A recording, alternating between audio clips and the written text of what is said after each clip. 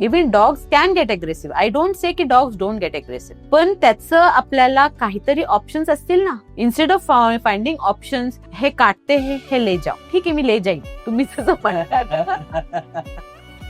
मी घेऊन जाईन. तरी तुम्ही हे विचार केलाय का की एरिया प्रोटेक्टेड टेरिटोरियल एवढं असतात, त्यांचं जागा खाली झाली, तुम्ही किती पण मोठं फेन्सिंग करा, किती पण वॉचमॅन लावा, दुसरे डॉग येऊन ते जागा घेतील.